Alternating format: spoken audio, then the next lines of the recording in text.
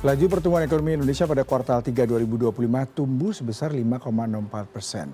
Namun angka ini masih lebih rendah dari laju pertumbuhan kuartal 2 2025 yang sebesar 5,12% year on year.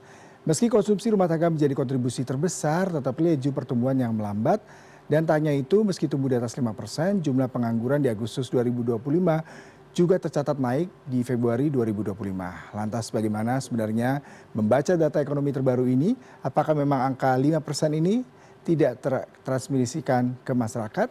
Kita akan mengelaborasinya. Sudah bergabung bersama kami melalui sambungan virtual Joshua Pardede selaku Kepala Ekonom Bank Permata. Selamat siang Bang Jo.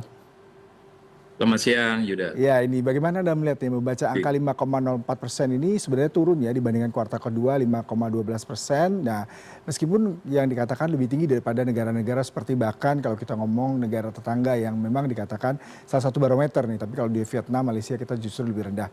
Bagaimana Anda melihat ini dan apakah ini pertanyaan-pertanyaan terkait dengan data ini real, di lapangan juga begitu ataukah cuma sebuah retorika nih Bang Jo? Ya, kalau kita bicara datanya, ini tentunya data mana lagi yang kita akan percaya? Tentunya BPS sudah menunjukkan ataupun sudah memberikan data yang akurat ya. Namun tentunya dalam bacaan kami tadi 5,04 ini sebenarnya sesuai dengan prediksi kami yang juga memperkirakan 5,04%, di mana memang kami sudah memperkirakan sebelumnya bahwa konsumsi rumah tangga cenderung melambat di kuartal ketiga dan juga yang menjadi penggerak ekonomi Indonesia terbesar kedua yakni investasi pun juga mengalami perlambatan. Dan kedua komponen terbesar mesin penggerak ekonomi Indonesia dua ini perlambat, dan di sisi lainnya memang kalau kita lihat belanja pemerintah khususnya belanja pemerintah daerah dan juga net export ini berkontribusi cukup bagus ya di kuartal ketiga, sehingga makanya sekalipun memang tadi ada beberapa data lainnya seperti misalkan pengangguran yang masih relatif tinggi, memang tidak sepenuhnya bahwa, dan ini terbukti jelas ya bahwa konsumsi rumah tangga kita sampai dengan saat ini setelah pandemi, kalau kita bandingkan sebelum pandemi, konsumsi rumah tangga kita masih tumbuh 5%. Nah saat ini kita belum pernah satu kuartal pun tumbuh di atas 5% lagi. Jadi ini menunjukkan kembali lagi masih ada fenomenanya down trading ataupun penurunan daya beli kelas menengah. Lalu juga kita bicara dari sisi investasi pun juga belum begitu menggeliat ya, di mana kalau kita lihat data realisasi FDI pun dari BKPM menunjukkan bahwa terjadi perlambatan ya di kuartal ketiga ini, dan ini masih berlanjut dari kuartal kedua sebenarnya ya, bahwa investasi asing itu cenderung mengalami perlambatan, dan ini mungkin juga efek dari perlambatan global dan juga efek dari Trump tarif gitu ya, sehingga ini juga bisa kita kontrol sepenuhnya. Namun yang menariknya adalah kita masih memiliki pegangan ya, nah ini dari sisi net export yang meningkat karena itu pun juga impor kita yang masih lemah ya, bukan karena ekspornya yang melejit tapi impornya yang sebenarnya melambat melambat lebih dalam dibandingkan pelambatan dari sisi ekspor. Dan tentunya kalau ya kita berharap bahwa kedepannya stimulus dari sisi fiskal dan juga pelonggaran kebijakan moneter, ini kombinasi dua kebijakan ini diharapkan bisa mengakselerasi lebih baik ke depannya, dan harapannya pun juga lebih besar lagi bisa menetes ya kepada masyarakat ya, dalam hal ini bisa benar-benar direalisasikan bukan hanya sekedar angka 5% tapi juga benar-benar dirasakan oleh masyarakat melalui pendapatan real yang meningkat, melalui tingkat pengangguran menurun dan juga kemiskinan yang terus menurun. Di mana pertumbuhan ekonomi ini tadi Anda katakan bisa transfer dengan baik, menetes pada masyarakat dengan sangat signifikan.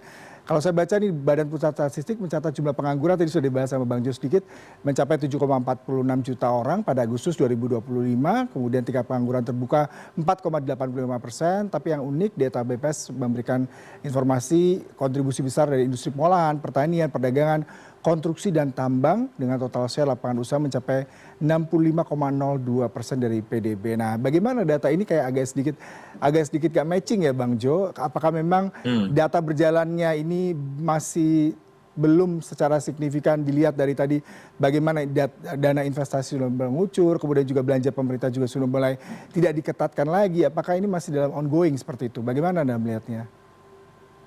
Iya, saya pikir memang ini data sosial ekonomi terutama pengangguran ya. Ini bukan fenomena 1-2 tahun tapi sudah lebih dari 10 tahun ya, di mana mungkin setelah krisis Asia 97-98 ya, investasi ke Indonesia, masuk ke Indonesia ini lebih banyak masuk ke sektor-sektor yang padat modal, sehingga penyerapan tenaga kerja pun juga cenderung tidak optimal. Ya, sekalipun memang kita perlu harus akuin juga ya, pemerintah pun juga jangan perlu malu, tidak perlu malu untuk mengakui adanya indikasi deindustrialisasi dini karena kue dari manufaktur ini terus menurun ya, dan kalau kita melihat dalam 10 tahun terakhir sendiri pun ya baru dua kuartal terakhir ini yang pertumbuhannya di atas 5%. Tapi sebelum itu pertumbuhan dari sektor industri manufakturnya tumbuhnya di bawah 5% dan belum begitu kelihatan tadi ya dampaknya kepada penyerapan tenaga kerja. Jadi produktivitas ekonomi kita ini belum ada perbaikan yang signifikan ya. Kalau mungkin pada saat kita masih menjadi macan Asia sebelumnya 1% pertumbuhan ekonomi kita bisa menyerap 500.000 tenaga kerja baru.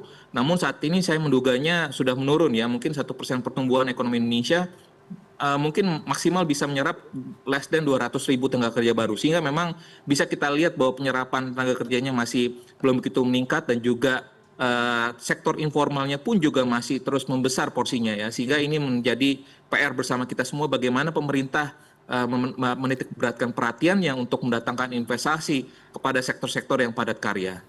Kalau kita lihat dari sisi sektor industri pengolahan nih Bang Jok, yang menjadi pendorong utama daripada pertumbuhan ekonomi. Tapi di satu sisi kalau kita lihat PMI-nya tidak terlalu signifikan ya. Kalau saya bacakan sedikit ini, tuh PMI-nya terkontraksi sebesar berapa ini 5,54% pertumbuhannya, dan juga penjualan kendaraan bermotor, semen, produk manufaktur yang melemah.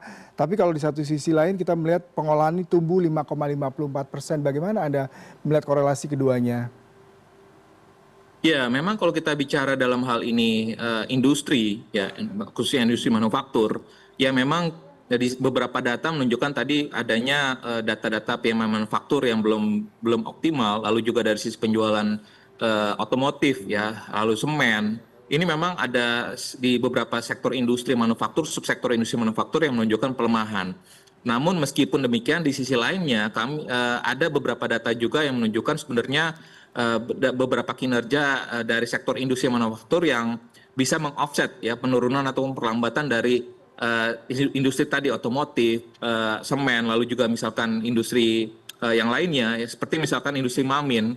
Ya, industri mamin sendiri ini kan kita lihat sendiri bahwa pertumbuhannya pun juga masih relatif cukup positif ya sampai dengan kuartal ketiga tahun ini sendiri pertumbuhannya masih tetap positif, dan juga kalau kita lihat lagi di sektor industri lainnya ini masih ya hilirisasi dari mineral dasar ya, ini juga menjadi salah satu sektor yang bisa meningkatkan kinerja dari sektor manufaktur, meskipun kembali lagi beberapa sektor tersebut ini cenderung masih padat modal ya, sehingga kembali lagi tadi dikaitkan lagi dengan bagaimana produktivitasnya kepada penyerapan tenaga kerja ini belum begitu kerasa ya. Namun tadi tentunya perbedaan data ini perlu kita tanggapi dengan ya tadi mungkin ada beberapa industri yang cenderung mengalami perbaikan kinerjanya, namun juga ada yang beberapa industri yang tadi terpengaruh ya, misalkan misalkan TPT, lalu juga kita lihat alas kaki yang mungkin terpengaruh dengan adanya penerapan tarif resiprokal dari Amerika Serikat, ini pun juga akan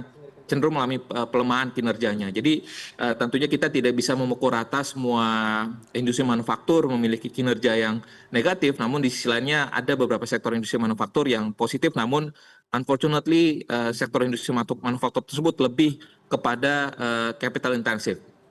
Terakhir Bang Jo, prediksi untuk kuartal keempat mengingat tadi ya konsumsi dalam negeri yang menjadi salah satu driven masih melemah, kemudian situasi global dengan tarif resiprokal dari China Amerika juga masih berjalan dan pasti dampaknya di kuartal keempat. Bagaimana prediksi Anda untuk kuartal keempat pertumbuhan ekonomi kita? Ya, saya menduga bahwa di kuartal keempat ini karena pemerintah juga sudah mengeluarkan stimulus PLT ya, dan ini paket stimulus ini tentunya akan bisa menggerakkan spending masyarakat di akhir tahun, dan di saat bersamaan pun juga ada seasonal factor dari Nataru. Namun di sisi lainnya dan juga yang kedua adalah belanja pemerintah yang tentunya dari secara klasikalnya dari tahun ke tahun ini selalu menumpuk ya di akhir tahun khususnya di kuartal keempat, sehingga ini akan masih tetap menjadi driver untuk kuartal keempat.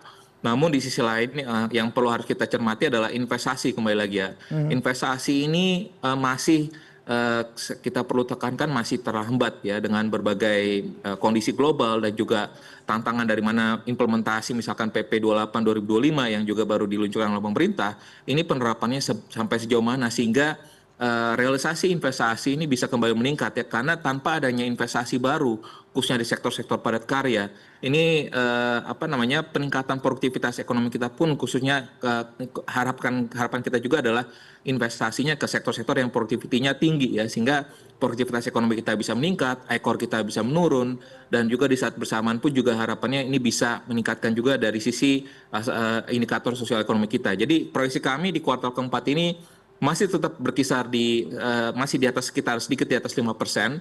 Namun tentunya yang menjadi tantangan sekali lagi ada di tahun depan ya, tentunya apakah target pemerintah 5,4% sesuai APBN ini bisa tercapai, karena tadi challenge ataupun tantangannya ini sungguh beragam dari eksternal dan juga dari sisi domestik. Tadi bagaimana membalikkan dulu konsumsi rumah tangga ini bisa kembali ke level 5% lagi, karena kalau masih tetap stuck di bawah 5%, masih stabil di bawah 5%, saya menduga bahwa agak sulit ya untuk kita bisa mengangkat perekonomian kita lebih jauh lagi. Joshua Pardede, terima kasih sekali untuk perbincangannya. Mudah-mudahan optimisme ini terus berjalan, mengingat kuartal keempat tinggal sebentar lagi. Stimulus pemerintah diharapkan menjadi driver, bisa memberikan efek positif. Di sisi lain tadi bagaimana men-switch investasi Indonesia bisa lebih padat karya dan juga konsumsi rumah tangga bisa ditingkatkan di tengah pengendoran, efisiensi pemerintah dan juga ada stimulus ekonomi tadi bisa membuat masyarakat berbelanja lebih banyak di akhir tahun. Terima kasih untuk perbincangannya Bang Jo, salam sehat selalu.